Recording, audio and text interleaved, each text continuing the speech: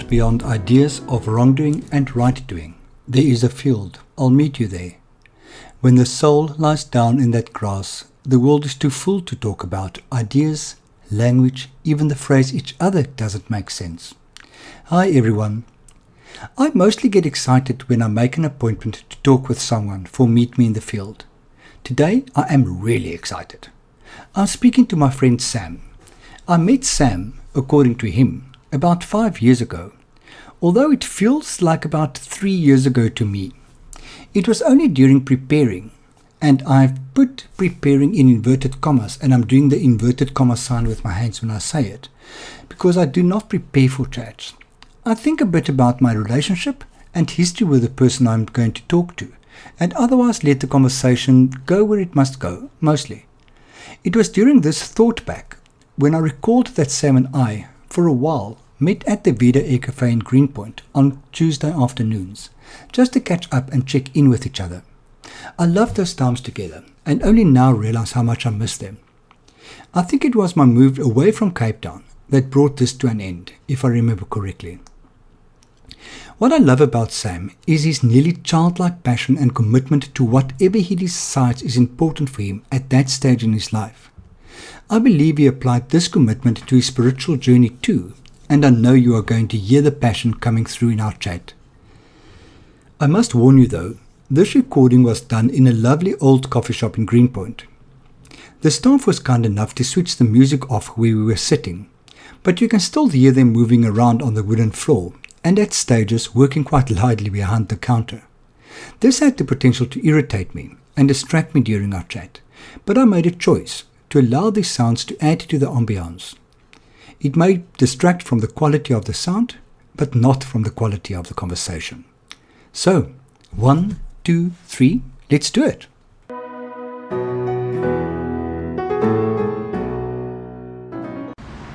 Right, Mr. Sam, how are you doing? Very well, thank you. I'm very glad to hear that. Thank you so much for doing this. Really, Pleasure. I know you are extremely busy.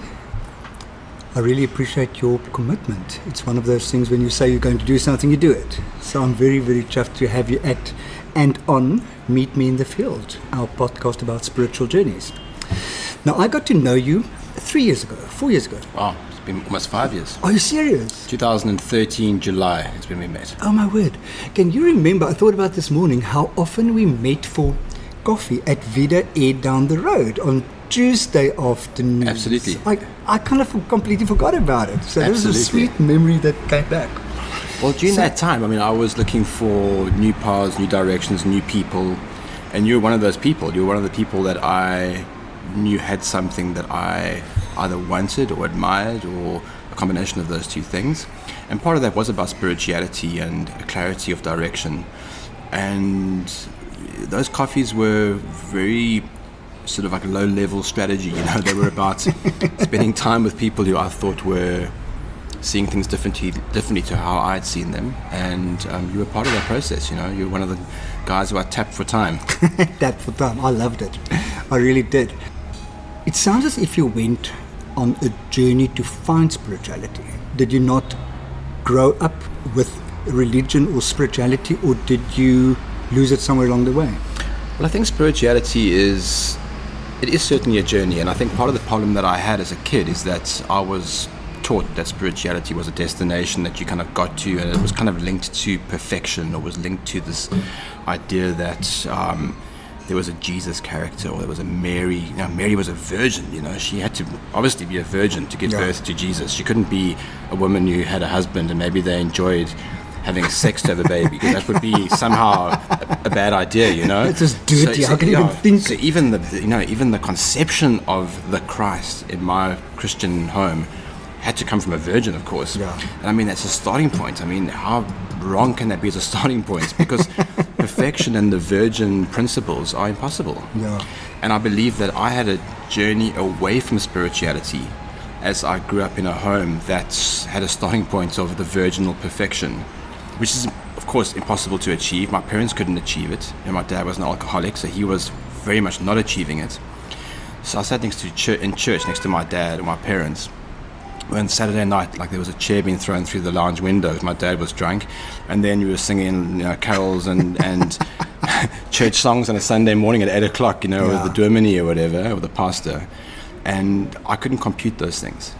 So I just turned my back completely on the whole lot. Okay. And I went to my parents when I was about 12, and my dad always spoke about how, like the Jewish, the coming of a man when you're 12, and he was very Old Testament-y, because being an alcoholic, he liked judging himself and then feeling guilty, and then when drinking and judging everybody else. It was a nice cycle. So he would always talk about this 12-year-old line in the sand in the Jewish faith, and so I went to him when I was 12 and said, I'm not going to church anymore. Oh, wow. And my siblings thought that would be the preamble to a beating, and my dad kind of said, why not? And I said, well, I don't want to do it. I don't believe any of it. And by the way, I spend my collection money every Sunday on Pac-Man down the road from church anyway. Once the service starts, I sneak out the back and go and play Pac-Man with the collection money. So I'm doing that for like a year. So I think he was kind of strangely wise in a way that he said to me, fine, if you don't want to go, you don't have to go. Oh, wow. And that was kind of the end of the first act in my multiple act play regarding spirituality. Did you not fear rejection or a form of abandonment or punishment or something? No, I was desperate for rejection by my family because I thought they were all complete lunatics who had no value or safety to add to my life anyway. So the idea of rejecting, like my dad played golf, so I would not pick up a golf club. Okay. Because anything that involved him and what he stood for needed to be as far away from who I became as possible, which of course is ridiculous because we are all a version of our parents, no matter how hard we damn well fight not to be. And the older we get, the closer we realize it, you know what I mean? But as quite shocking, isn't it? As a 15-year-old, I thought that I could somehow stage manage my genetics differently, which doesn't really work out that way. But so Act 1 was basically about turning my back on all of that stuff, and of course blaming God, the church, religion as being this like guilt-imposing bad idea that's polluting society and the opium of the masses and all the fantastic cliches that one can actually put on spirituality if you're a very hurt, scared and lost kid, which I was. So did all of that, and that basically was my sort of standard line for decades. Okay. So phase 2 or act 2 of my spiritual journey was about denying that there was anything there, although always feeling like there was something there. And not because I was brought up in a way to feel those things necessarily, but just because there was just a sense that there was a bigger purpose or a connection between people and all that kind of stuff. So that then ran through my hedonistic 20s. Hedonistic 20s, I like that.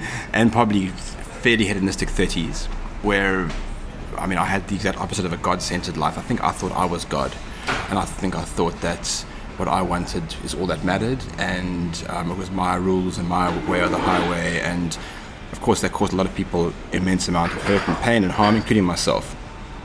Not realizing that. Not realizing I was doing it, or even actually realizing I was doing it, but not being able to stop. So then, like an alcoholic dad, I fell into all forms of addictive behavior across the spectrum, and a lot of that was about managing pain and anxiety. What I've learned about addiction in the last decade, particularly the last 5 years, is that it's not about the drug or the alcohol or the gambling or the sex or the whatever you're doing. That's just for me, as I understand it, that's a mechanism or a tool to deal with the anxiety and the fears and all those things that of course I had from a very young kid. Yeah. And the minute I was legally allowed to pick up a drink or could drive a car to go and buy some drugs or whatever it was, I was going to do that because that was a fast track way of controlling my world. Yeah. Because I thought that I was totally out of control. And I think that's the sadness in a way with turning my back on the spirituality, because I think if there'd been some sense of that in that period of time, there could have been at least a starting point to build something worthy and upright on. But I just had no right, I had no family that I could turn to, there's no spiritual basis I could turn to. So yeah, that was a kind of a lost 2 decades in many ways. And I think the lost years, and I think back on them, I have a couple of giggles sometimes about some of the fun things that went on. It wasn't all bad, was it? No, it wasn't, no. And I've met some friends in that time that are still my friends today. and I learned some things, but I wouldn't do those 2 decades again if you had to ask me to. Yeah. But regret doesn't really help much in managing your life, so I don't really regret things. But I do have to say sorry for things sometimes. Those 2 decades were pretty rough. But so with regards to spirituality, they were void of that whole topic for that period of time. Then, of course, I had a son, when I was 33. And the first turning point for me back to the place where I believe probably I was born, because I think we were all born with a connection to something which is very hard to explain when you learn to talk. And then we unlearn it or we develop it in certain ways at a later point. My son asked me, is there a God? Oh, wow. How old was he then? Like 3 or 4 or something like that. Serious? He said, what is this thing with God? I mean, it's like at that point you're dealing with Father Christmas and the Easter Bunny and all these kind of like things, Not that I'm saying that God and the Easter Bunny are the same, but they do have similar places in their imagination, because just like the Easter Bunny, you never see him. Yeah. Like the Easter Bunny, when he arrives, like good things happen, but part of you suspects that maybe he might not be involved in the delivery of those eggs or whatever it is, but you'd like to believe he is, because the Easter Bunny is reliable. He comes on every Easter morning, Sunday morning. The eggs are always delicious, or whatever, So that was a bit of a turning point for me, and I had to kind of question it. And the answer I gave to him was, yes, I do believe, which was the first time I'd said that I had any direct acceptance of there being some form of God, spiritual thing in 25 years. Oh, wow. But I couldn't lie to my son. Yeah. Well, I didn't want to lie to my son. Yes. I lied to him about the Father Christmas for a while thereafter, but that was for his own good. For his own good. The funniest thing is that when he realized that Father Christmas was not true, he sort of kept pretending to believe out of fear that the gifts might not come. Oh, shite. So How old is he now? He's now 11. Okay. So, and how long ago did he realize that Father Christmas is? Probably like 6 years ago or something, like 5 or 6, He sounds like a very bright little boy. Yeah, he has all my good sides, none of my bad sides. So he's gonna be okay. He's still young, he can learn. He has time.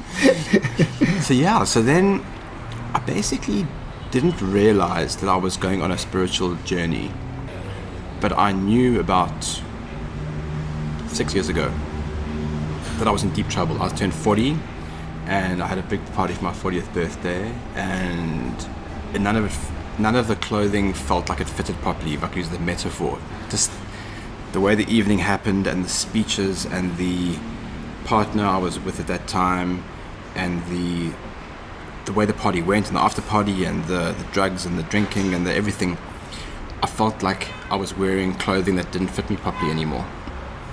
And it wasn't sort of the beginning of a midlife crisis, although it may have looked like that from the outside. It was almost like the beginning of a midlife awakening.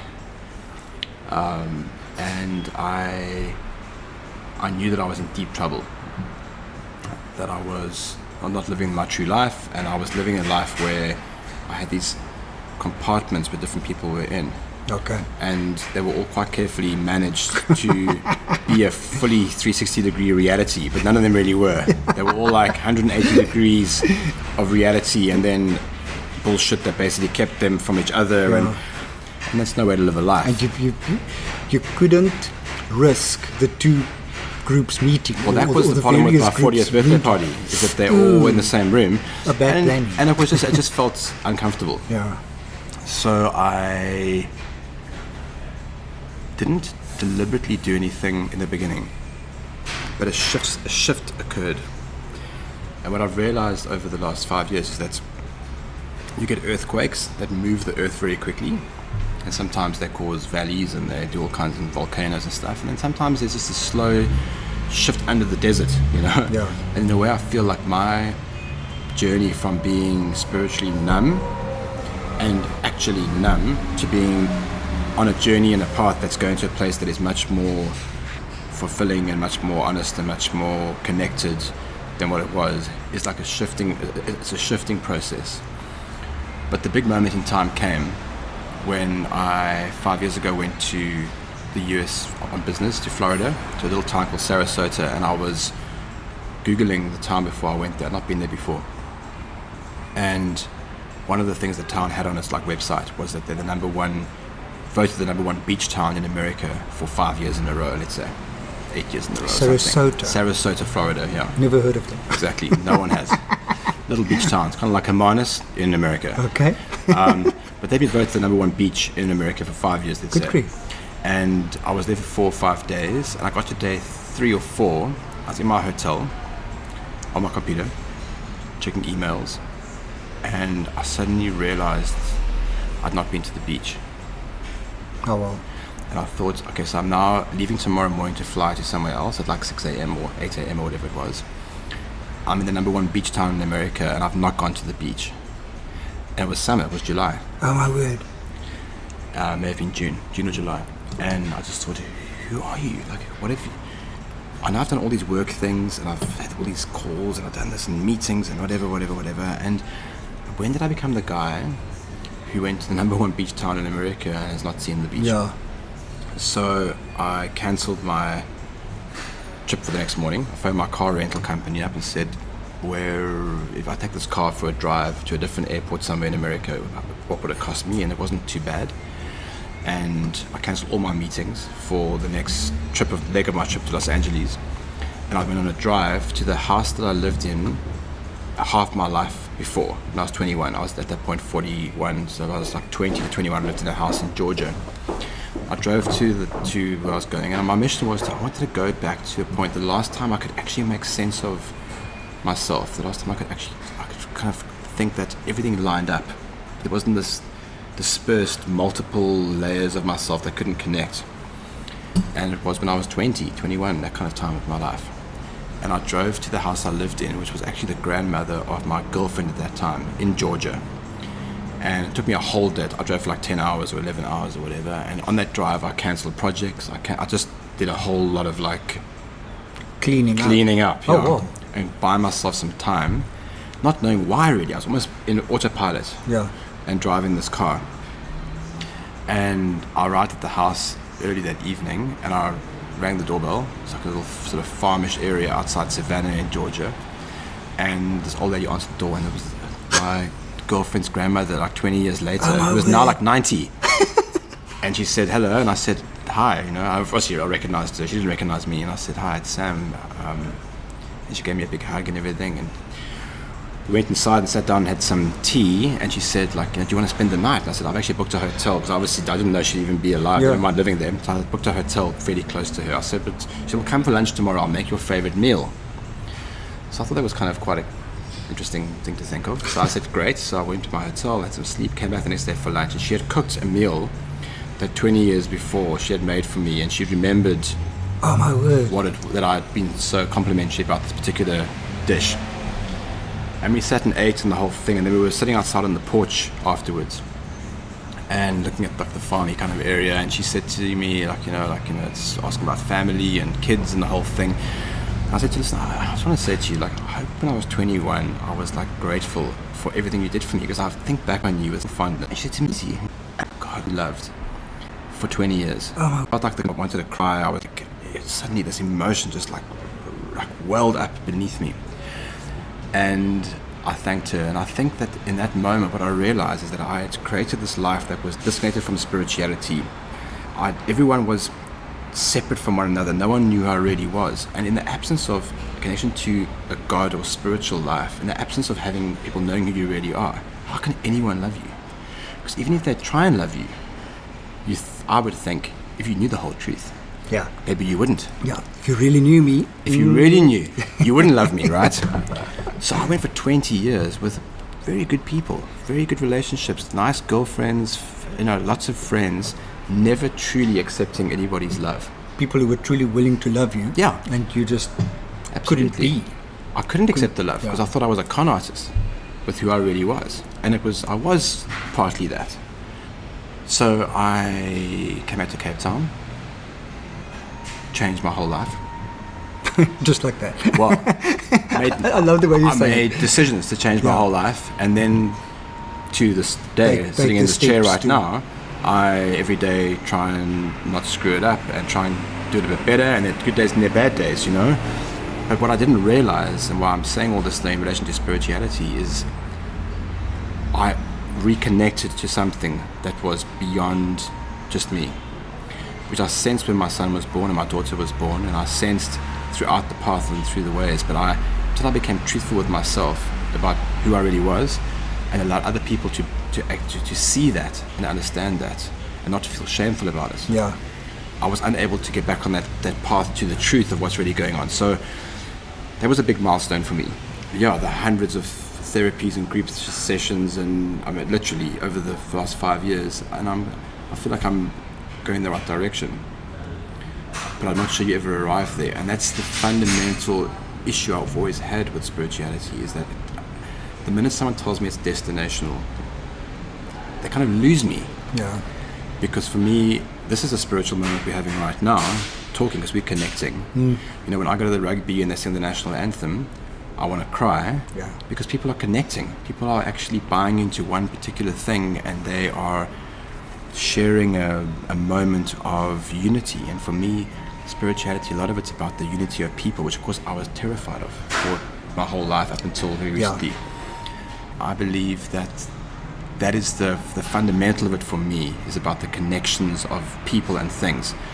And I'm on a journey now which will take me till the end of my life, and hopefully on my deathbed I feel comfortable enough to die, feeling like I've got some sense of something, and then who knows what's next. Yeah. How did you experience the birth of your children? With those, what you would call a spiritual experience at that stage of your life? Okay, so the most terrifying day of my life was the day of my son's birth. Not because I saw a baby coming out of a vagina, because that is pretty terrifying, but because I knew that for the first time I couldn't turn my back and walk away from somebody. Yeah. Oof. So I always, from 4 or 5 years old, assumed that my family needed to be eject buttonable, because they were fucking crazy. My dad and mom were unreliable parents. I think they tried their best, but in a very bad situation. And my siblings were compromised, and I couldn't help them, although they were all older than me. But I could just, when I was like five-ish, I remember looking at everyone thinking, okay, this is a problem. And I need to assume that at any given moment, I'm going to be put into a van and driven to like the Karoo somewhere to be raised by wolves or something. You know, it wasn't good, you know. It reminds me, sorry to interrupt you, of a Christmas lunch we had once with a group of friends up here in Tamboerskloof, and somebody made dough muffins. Yes. And we ate these before the Christmas lunch. So we had this huge lunch scoop, loads of friends, and it went pear-shaped very quickly. Yeah. And the host sat at the head of the table as we were about to start eating. And he just looked at us all and said, "Oh my God, this is a fuck up." So it sounds like you sat at the age of 5 looking at these people saying, "Oh my God, this is a fuck up." 100%. 100%. Unfortunately, in our family, the cakes never wore off. So, there's no going to bed and waking up the next morning and things were better. Totally. No, you couldn't sleep that stuff off. So I knew that they were ejectable, and I picked. You know, I was a provincial athlete because I didn't want to be a provincial team player, because I didn't mind being an individual sports guy. Yeah, same. But being part of a team didn't really work for me. You know, like it was like too much. Too many people knew your stuff and whatever. It was all about being the individual. And I always picked girlfriends who I could eject button, emotionally unavailable people. Okay. Nice people, but emotionally unavailable. I picked partnerships and businesses, and the way I work, everything was designed around not having to completely hardwire into anybody. Suddenly this kid comes out. Ooh. And I have 2 major thoughts. One, I'm absolutely terrified because I know I'm going to love this child forever. And the other side of it, my dad was a terrible dad, and I knew I'd be the same. Oh my God. Because why wouldn't I be? Yeah. So now I love this baby unconditionally, and I know I'm going to fuck the thing up. Oh my God. That's terrible. Yeah. What a terrible so thought. That was the one of the, and I didn't know that. I couldn't articulate that until many years later. I felt it. But I had to do a lot of work and therapy and reading and writing to get to a point where I could say what I just said now. But that is the truth of it. So am I hearing fear? Total fear, yeah. Just, oh my God, what? You know, how am I going to do this? Yeah, 100%. And so I went into this like high work mode where I thought, well, at least if I provide a nice home and private schools, and like I just said no. I mean, I remember going and buying a book on how to raise boys by Stephen Biddulph called Raising Boys, because my dad was just a crap dad. Yeah. So I didn't have any example of what it meant to connect. And there was this book is laid out in periods. It's like the first 6 months, and then 6 months to 2 years, and it gives you all the different phases. And I would literally go to that chapter and I'd read saying like, like when they turn 2 or whatever, like, make sure you fun games on the floor at their level. Like, great, and they'll lie on the floor, There's a lot of it. Ask your partner, how old is he now? Yeah. 8 months, okay. Searching the book for 8 months. So it's funny, and so there was a lot of fear involved. So it was an intellectual thing for you in the beginning. At that stage? In the beginning, it was very intellectual. Of course, we fell in love with each other, but the more he loved me, the more I feared him. I mean, it sounds kind of terrible. No, I get it. But it's the truth, and I thank God that actually I somehow kept that together. Somehow my kids are okay, I'm now in a great relationship for a number of years that's very healthy and very honest. In fact, not very honest, because I don't think there's any very or unvery when it comes to honest. You're either honest or you're not, right? Black or white. Yeah, so an honest relationship with a loving person who understands my vulnerability, and I can be a complete dick around sometimes because my wiring gets too hot and I behave badly, and she kind of understands more or less, puts me in my place if need be, and so that's great. But we're 2 adults on a path together, but my kids, I feel like in a way, like I've somehow not screwed up too badly with them, but it's been a very deliberate thing, and with lots of anxiety and fear and all that kind of stuff like that, and because it doesn't come natural to me. But basically having a kid was a huge anxiety inducer. Okay. And of course I acted out on my anxiety, because my way of dealing with anxiety for 20 years, let's say, up to that point of having a kid, was the same. I mean, I was 13, getting drunk on a Friday and Saturday night, not going home, sleeping in the graveyard rather than going home. Yeah. Because actually home was just this horror show for me. Oh, wow. And that behavior doesn't go away unless you stop and flip and make it go away. Absolutely. So having a kid, anxiety spikes. Use whatever tools you can to numb yourself out more, whether it's work or whatever it is, just to get out of that space. Just don't feel this. Don't deal feel with it. this. Yeah. And of course that is destructive. When your second child was born, the girl, how many years after the boy was that? 3. And how did you feel then? Well, I knew I could be an okay dad. Okay, so one part of it was better. Yeah. I knew I was practically able to be a dad. So like I put the time in and changed the nappies and walked in prams and did the shopping and took them out and had fun and could do all of that. She was different in a way. My boy was, in a way, I saw him as like a smallish version of me, and I struggled a lot with my fear screwing up, because he was this perfect, beautiful little guy, and I just somehow thought I would screw it up, because why wouldn't I, So that was a whole thing with her. She was this cute little thing, and I felt very differently about her, actually, just from the point of view that I kind of knew it was okay, but I protected just more her. confident. I was more confident, yeah, totally. But of course, with the second kid coming along, my relationship that I was in, we weren't married, but the woman I had kids with, our relationship never really got to a point where we matured to a stage where it was actually healthy. So that relationship eventually ended when I think Mia must have been about 3. So sadly, I became a kind of a good dad, but I never really got to become a good partner to their mum, which is a daily ongoing thing I've got to try and fix and help, and like the amends that gets made over a long period of time. For her, it's kind of like that, because I'm definitely 51% to blame for our relationship ending, and I own all of it. The picture I get in my head is of you having X amount of resources, and you could give to your kids, and there just wasn't more that you were physically and mentally and spiritually able to give. The problem was that I had picked another emotionally unavailable person. Okay. Oh, wow. Because then I didn't have to trust them, or I didn't have to rely on them. And that wasn't going to change unless we had gone into a therapeutic process together to change that, which we never did. So that relationship is another relationship in my life that was deliberately created to allow me to keep distance. Okay, wow. So it was based on fear, not on love.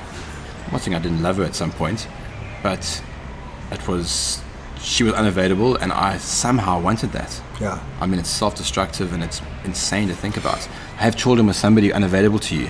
Might be the worst idea in the whole world. At that stage, it makes sense. But it made sense. Yeah, It certainly made me feel comfortable that I could understand it, and having a home that was unsafe and I didn't want to go to and all that stuff like that. I recreated that as well. Yeah. I didn't want to go home. Wow. With your father being an alcoholic, where and how did your mom fit in as a mom?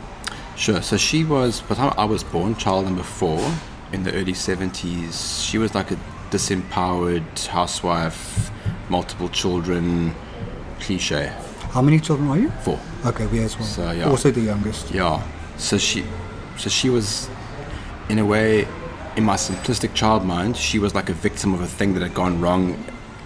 As an adult now, I realize that that's not the whole story ever. She also made choices. And Did she play the victim? Yeah, to some extent. Okay. I never knew that as a kid, because I just, you had this like Saddam Hussein character on one end, and you know what I mean? And everyone else was like the village people getting bombed with mustard gas, So, but that's not the whole truth either. Do you know what I mean? Yeah. It's just not the whole truth. I'm very grateful that my mum died before my dad. They're both now gone. Because my dad had died first, history would have been written by those who lived longer, and he would have just remained somehow that character. Okay. But having her go first allowed him to be just himself without that relationship being the thing we saw the whole time. Did he ever dry up? No. Not, so he died in alcohol. Yeah. Right. Yeah. He drank less and less, and as an 80-year-old guy drinking whiskey at the pub is kind of charming. Because they're like, interesting. Everyone loves them, But I always kind of thought the phone would ring one day and it could be like, sorry, are you, we've got this body. We found. I mean, I really believed that because anyone who's like 80 going out jawling, things go wrong. So my mum, whether she played the victim more than she should have, I don't know. But certainly that's how we saw her. Okay.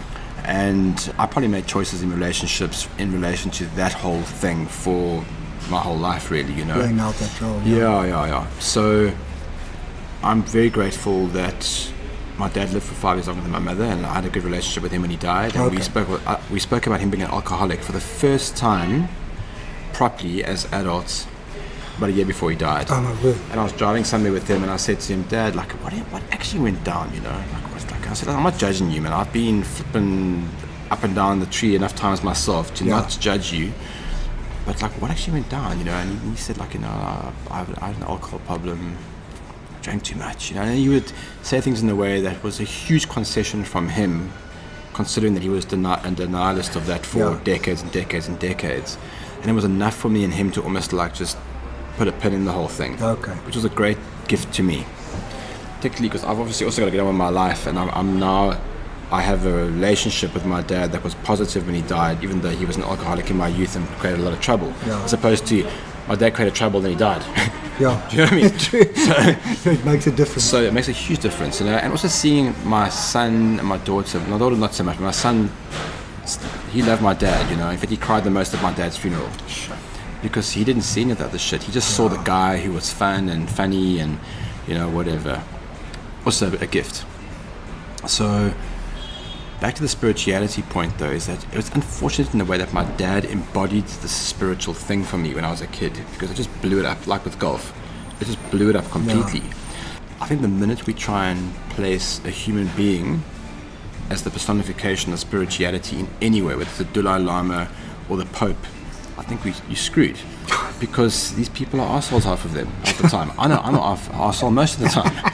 So if someone's looking to me for some type of guidance or wisdom, they've got to filter that stuff very carefully. Yeah. Because I might sound quite enlightened and on a good path right now, but tomorrow I might do something that might be so terrible that if this podcast becomes like the central nervous system to your spirituality, you're in flipping deep trouble. Do you know what I mean? Turn around now. Yeah, totally. Because the chances are I'm going to screw it up for you.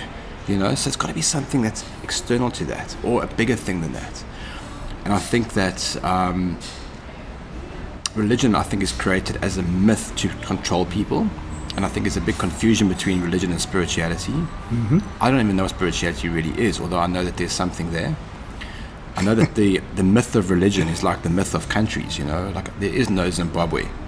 Zimbabwe only exists because enough people agree it exists.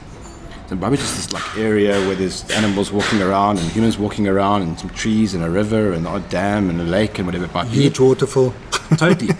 And people have agreed that that area is called Zimbabwe. Yeah. As an example, it doesn't exist.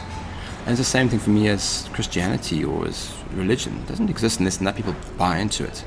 And it's that system of getting people to buy into this myth of a religion. A lot of it's about managing large groups of people. I read this great book about chimpanzees. And they've examined like chimp culture, because they are our closest kind of like relative in the ape kingdom, to see why don't chimps eventually like write books and, you know, fly airplanes and stuff like that? Like, what is it that's stopping them? And they reckon that when a group of chimpanzees develops beyond 125, that's the number that they use in this book, it breaks into two groups. Because you can't manage more than 125 chimps through a hierarchical system, because it's too many people on the outskirts and you can't get them to buy into it. But the 125 seems to be the number that basically they get to, and they split apart. Okay. And they reckon the thing that made humans develop beyond chimps is that we said, okay, fine, what we're going to do, although you can't see the alpha male leader, whatever character, we're gonna all agree on this myth that this guy does exist. His name's Paul the chimp, and he is our leader. And as long as you don't screw around with anything he says, you're okay. You might never even get to see him. Yeah.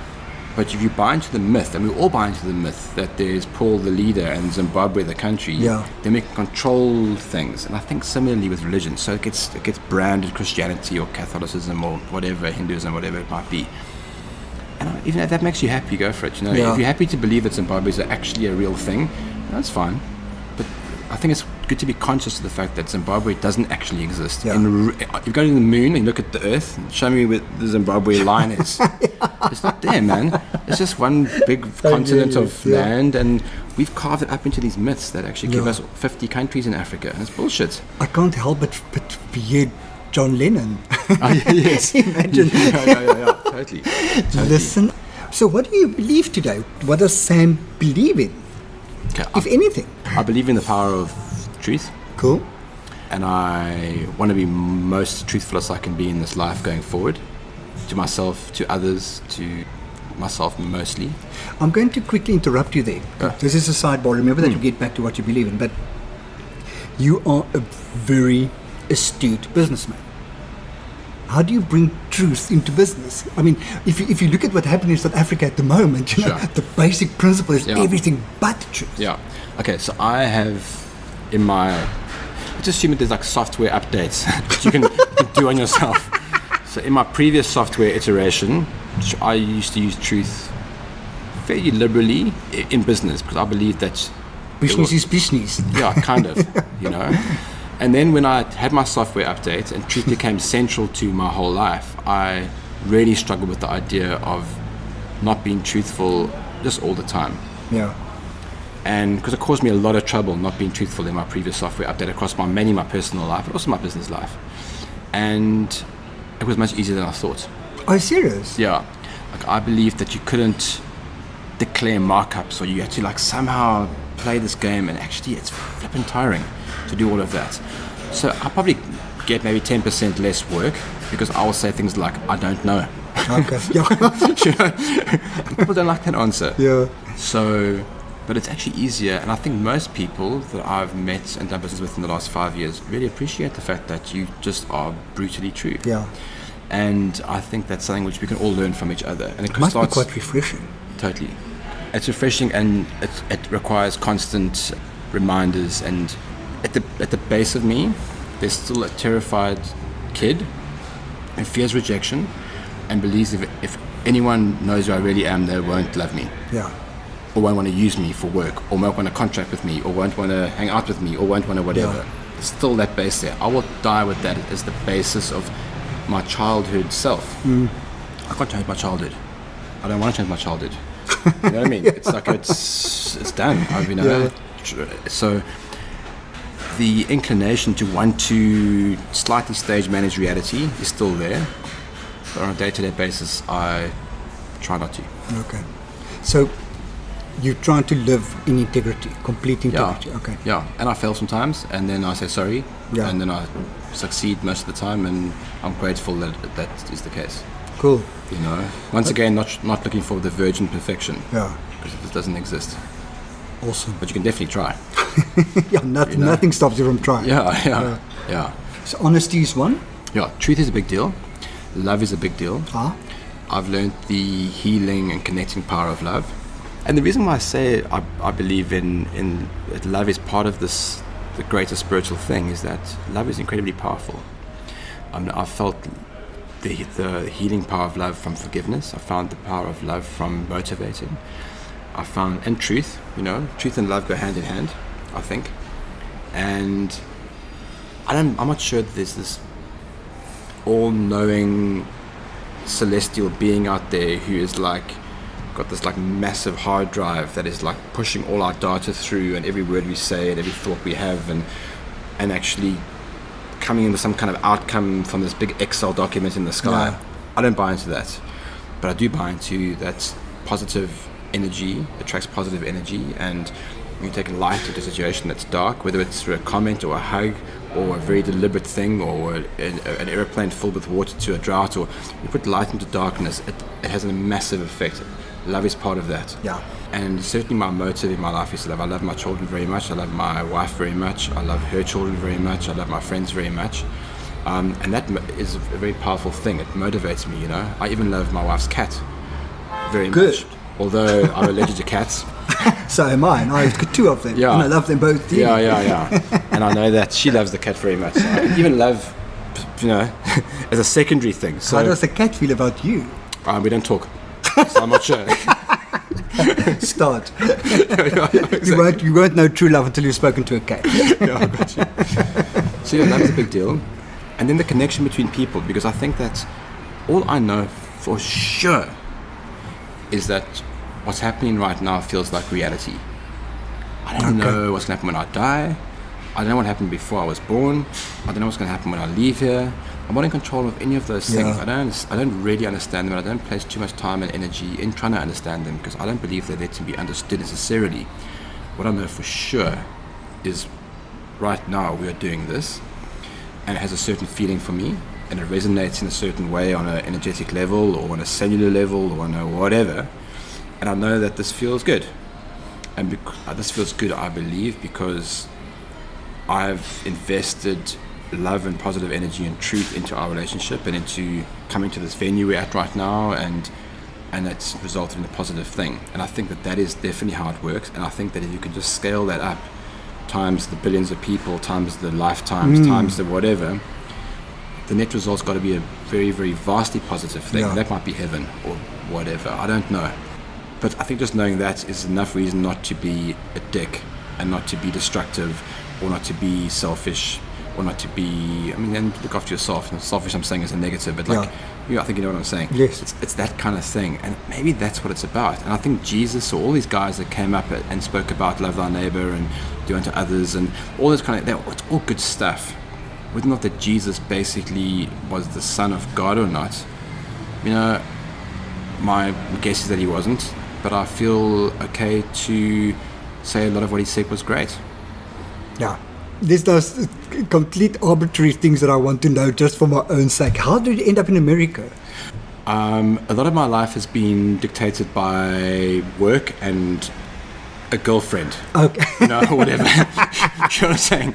So, I met a girl in South Africa who was American, and she was going to study there, and I was going to study, so I went to America, applied for university, and that's kind of how I ended up in America. So you studied in America? I didn't. I actually got hoofed out of America because they changed a whole lot of the study laws regarding foreign students and that kind of stuff, and I couldn't afford to actually stay there. Okay. So I came back. Okay. So how long were you there for? About 2 years. Okay. And it was a good experience. I lived... So you just hung around for 2 years doing nothing? Some work and did a lot of fishing and... in the bio. Yeah, exactly. Yeah, totally. Caught some wide-mouthed bass and went fishing. Awesome. Yeah. So it was a good experience, and when I came back and I was here, and I started working pretty much from arriving back, and started my own company when I was very young, and then threw myself at work. And I just think like work for me has been a big guide in my life. But I realized for the first time, I have a home that I love being in, and I love going home to, and I feel very loved there and understood there, and I can. Oh, lovely. And so, I'm not saying I don't like working, but my work gear has definitely toned down a bit because that's fantastic. I was definitely had Because it was work an issue at addiction. some stage. Absolutely. I remember that. No, there's no question. I would go to work on a Sunday because I didn't want to be home. I sit at my desk, and I think back on summer's day, kids at home, and I'm sitting at my office, and I didn't have to be there. I owned the company. Yeah. I could have gone early on the Monday morning, or I had conference calls at midnight because someone in America said, "Hey, are you available at like 2 p.m. our time?" Instead of going, I actually live in a different time zone. I said, yeah, sure. A vastly different time zone. I said, sure, of course, I could do it that time, knowing it was midnight. But it was better than being in bed at home. Oh, wow. Because I didn't want to be there. It was all just not comfortable for me. So that's changed for me a lot. That's fantastic. Yeah. I'm so glad to hear that. And where did you grow up? Cape Town. I'm a Cape Town guy. Yeah, absolutely. Okay. Grew up in Cape Town, learned to ride a BMX. I completely believed you were a Josie guy. Yeah. People think I don't know what that because actually you're so fast. Yeah. That's tiring for me too, don't Slow worry. down to Cape Town, pace. It's tiring for me as well, yeah. I need to get some flip-flops. I grew up in Cape Town. I learned to ride a bicycle in Cape Town, learned to drink in Cape Town, learned to drug in Cape Town, learned to work in Cape Town, and basically just needed to actually relearn all those things. Yeah. The spirituality thing is part of it, I don't know whether one needs to get on their knees every morning and actually be grateful to this God figure, but I know that I write gratitude lists that connect me to something. So when I think of gratitude, I'm not grateful to myself. I don't write I don't know saying, I'm grateful for my house, thinking, well done. You got a nice house. Grateful for my car. Well done. Another well done. No, for me the gratitude list is very outgoing. And that probably is my most spiritual thing that I do. Okay. So that's a definite spiritual practice that you apply. Absolutely. In fact, it's central to our home even. We do a thing every day at dinner called best and worst. Are you serious? And best and worst, everyone around the table needs to say the best part of their day. It can be 3 things or 1 thing or 5 things. The worst part of your day, you can say that there is no worst part of my day. Yeah. And then you've got to say one thing you're grateful for. And if you're having like a kind of a dull day or the kids are tired, maybe they will say, I'm grateful for this meal, which is like a cop-out. But some days they say things that are fantastic, and you learn stuff out of that. But gratitude is absolutely central. That's awesome. Some families might read the Bible, or they might face east, and, once a day. For us, we just focus on gratitude, and it's an outgoing thing, not a congratulations to yourself. It's very, very important. That's a practice that serves me well. When I'm feeling grumpy and miserable and feel sorry for myself, I write a list. I get to number 6 or 7 on that list of things I'm grateful for. Things are changing. It lifts. And that's a miracle. Yeah. And that's about love, positivity, truth. It's all those things are built into there, gratitude is a big deal.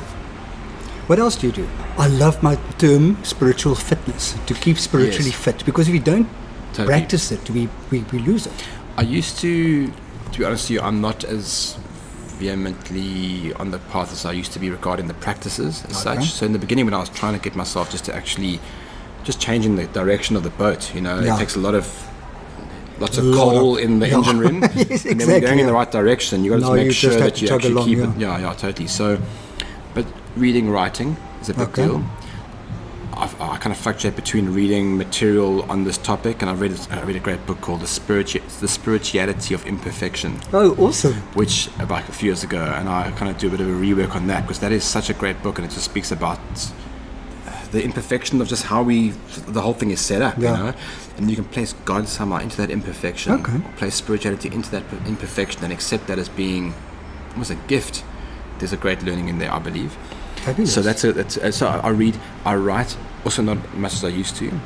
What I do write a lot is gratitude lists. That's for me is the thing which I do. So it's for me, unfortunately, I'm a little bit of one of those guys that put sun cream on after I got sunburnt, So I feel it getting hot, and I think, I'm going to put sun cream on now, and then I'm ready. It's too late. So I don't get my sun cream on before I go out the house. Yes. I take it to the beach with me, and after the first hour, after the kids have all got their sun cream on, and everyone's doing well, then I go, oh, damn it. Yeah. And the spirituality, I'm a little bit like that too, where I've kind of almost get myself into a bit of a corner sometimes, and then I apply the tools. Yeah. But the thing of it is, though, is that I'm okay with that, because I've invested hundreds and hundreds and hundreds and hundreds of hours into developing those tools to protect me and to be available to me. For 40 years I had no tools. Yeah. I only had a numb button. Yeah. That was my tool. Something's going wrong here, I don't want to feel it anymore. Donk, push the button. And then one of 8 things happened that I didn't feel that thing anymore. I mean, it's not really living. I hear you. So now it's about, rather than reaching for the numb button, I reach for the tools when I need them. And that's kind of Fantastic. how I work it, yeah. Last question, always my last one. And I don't even want to ask this to you because it's so obvious. Are you happy? I am happy, but I have days when I'm a grumpy. A grumpy old fart. Big time. Wait until you hit 50. It only gets worse. Yeah. There's that great line of restless, irritable, and discontent from, I think, the NA or AA book. I can't remember which one. Actually, it comes from the big book. The AA big book. The AA big book, yeah. And that sums me up perfectly. Many days me as well. About 3 or 4 times a month. And then I'm just, but am I happy? And the rest you're am I okay? happy? Yes, I am Fantastic. happy. I'm happy and very grateful. Awesome. Sam, thank you so much. I always find it fascinating how the time flies while I'm doing this. I really loved it. Thank you very, very much. Thank you so much. Have an awesome rest of your day. You too.